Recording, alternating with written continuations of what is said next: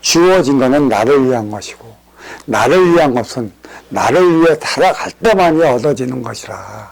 우리는 어린 시절에 공부하는 것도 매 마찬가지고, 또 공부해서 사회로 진출할 때까지는 나를 위해 살아갈 수밖에 없는 것입니다. 그리고 나서만이 내가 뜻한 바를 이뤘을 적에는 나의 뜻한 바를 필요로 하는 인연이 찾아올 것인데, 이 인연들을 위한 삶을 살아가야 하는 것이에요. 이거를 몰라. 그래서 인생시대란 맞이하는 자가 찾아오는 자의 손을 잡고 나가는 시대, 둘이 하나가 되어 나가는 시대가 인생시대라는 얘기인데, 여기에서는 맞이하는 자는 이로운 자요, 찾아가는 자는 아쉬운 자라. 문제는 맞이하는 자가 아쉬워 찾아오는 자의 손을 어떻게 잡고 나가느냐에 따라 승패의 여부를 달렸는데, 문제는 또 어디에서 나타나냐면, 아쉬워 찾아온 자의 손을 잡고 안 잡고는 이로워 맞이하는 자의 몫이지, 아쉬워 찾아가는 자에게는 그 어떤 권리로 주어지지 않았다는 것입니다. 그렇다면 이로워 맞이하는 자가 아쉬워 찾아온 자의 손을 잡고 나간다면, 이에 대한 책임은 이로운 자에게 있습니다. 하지만 아쉬운 자가 이로운 자의 눈에 들어야 하는 것이고, 또 이로운 자가 손을 잡게 하려면 이로운 자가 필요로 한 에너지를 내 안에서 생성시킬 줄 알아야 되는 것이에요. 그러니까 아쉬운 자는 이 생성시키고자 하는 에너지를 반드시 생성시킬 줄 아는 자가 되어야 하는 것이죠. 그러니까 어린 육생 시절에 공부하는 이가 바로 이로운 자가 필요로 하는 에너지를 생성시키기 위한 것에 있는 것이죠. 이거는 나를 위해 살아갈 때 가능한 것이고, 이로운 자를 만났다, 이로운 자가 손을 잡아줬다라면 이로운 자가 필요로 하는 만큼의 에너지를 생성을 시켜내야 하는 게 아쉬운 자인 것입니다. 그래 이로운 자가 끌고 나가주는 것이지. 바로 여기에 있습니다. 인생시대는 둘이 하나 되어 살아가야 하는 시대, 그게 인생시대라는 것이고, 또 그러면 인생시대 넘어 무엇이냐면 육생시대가 있는 것이죠. 유권자를 위한 시대. 순수 유권자는 입으로 먹는 게 유권자를 시키는 것이죠. 입을 건사해 나의 어린 몸뚱이를 성인으로 성장시키는 게, 또 성인으로 성장시키면서 내 뇌에는 지식을 쌓아야 하는 것이고, 지식을 쌓으면서 나의 가치, 이념, 철학을 누구를 통해 어떻게 심어주느냐에 따라 성인 시절의 삶의 발로가 달리 나타납니다. 육생을 살고 인생을 사는 것이라, 이는 다시 육생은 사의 세상이라는 얘기예요. 입으로 먹고 나의 육을 건사시켜 나의 육의 안위를 위해 살아가는 것, 사회사법의 시대고, 육생을 살았다면 인생을 살아가야 하는 것이라, 인생은 너와 내가 하나 되어 살아가야 하는 것이기 때문에 인생이라는 정해법을 알아야 돼요. 정해법은 정신량입니다. 너와 하나 되어 살아가는 정신량을 모르면 절대 하나 되어 살아가지 못한다는 얘기예요.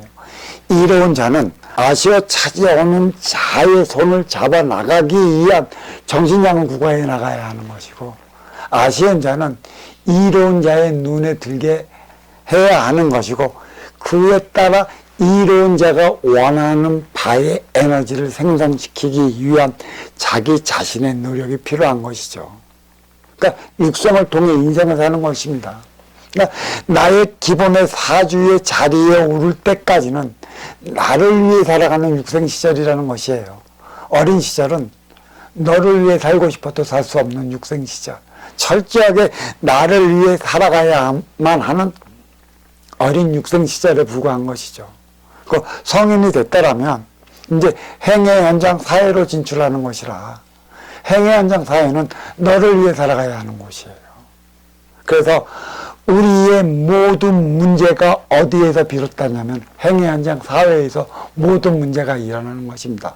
싸우고 충돌하고 부딪히고 어렵고 힘들고 고통스럽게 살아가게 만드는 곳이 행위 현장 사회라는 것이지 가정이 아니에요. 어떤 일들은 가정에서 벌어지는 기 때문에 그런다는 것인데 그건 착각입니다.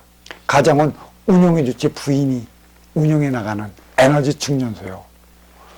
행위 현장 사회는 활동의 주체들이 자기의 영역을 넓혀 나가고 자기의 공격을 쌓아 어백대를 씻어나가기 위한 곳이 사회라는 것이죠. 그러니까 이 사회는 너를 위해 살아가야 하는 곳인데도 다 나를 위해 살아가고자 하는 일을 밖에 없기 때문에 싸우고 충돌하고 부딪히는 일이 일어나. 그래서 이 일을 갖고 해가 지면 활동의 주체들은 어디로 가? 가정으로 가. 해가 떨어지면. 이 가정에는 누가 지키고 있어? 운용의 주체 부인이 지키고 있어. 이와 같은 어려운 문제를 에너지를 충전하며 그 해결책을 찾았다면 행위 현장 사회에서는 무난히 가는데 가정에서 해결책을 찾지 못하면 사회에서 이러한 일이 일어납니다.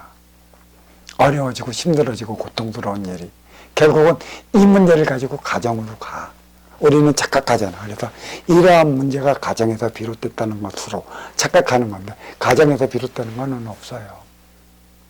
사회에서 비롯되는 것이지. 그럼 부부싸움, 가정은 어디서 싸우냐? 사회에서 활동의 주체는 스트레스 받고 가는데 그 스트레스를 풀어주면 모르는데 스트레스가 가정되면 에너지 충전소로 자리하지 못하면 가정에서 화가 나고 싸우고 충돌하고 부딪히는 겁니다. 그러니까 이게 가정에서 일어나는 일인 줄 알아요. 아닙니다. 사회에서 일어나는 일인데 그렇지만 모든 문제는 어디서 있냐면 이 가정에서 있어요. 가정에서 에너지를 충전시켜주면 되는 거예요. 인생시대. 사회이사법에서 정해정법으로 넘어가는 이 정법은 인생살이를 뜻하는 거고 사법은 육생살이를 뜻하는 거예요. 그래서 우리는 인생을 살아가야 할 때 육생을 살아가기 때문에 모든 문제가 주어져요. 자, 내 어린 시절에 모든 문제가 일어났어. 나는 너를 위해 살고 싶어도 살 수 없는 어린 육생 시절에 문제가 일어났어. 이에 대한 책임을 누가 질까요? 부모가 집니다. 부모가 해결해. 왜? 나는 내 스스로 독립된 차원의 삶을 살아가기 전이라 이렇게 일어나는 모든 문제는 부모하기 나름인 게 자식 아닙니까?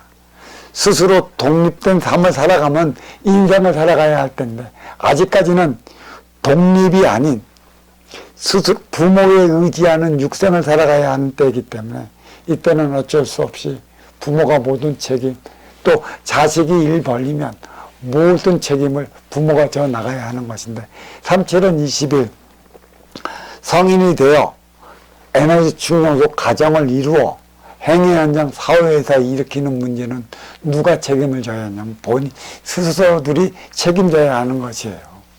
그래서 내 품의 자식은 어린 육생 시절이고 성인 시절이라는 것은 행위 현장 사회로 독립을 시켜라.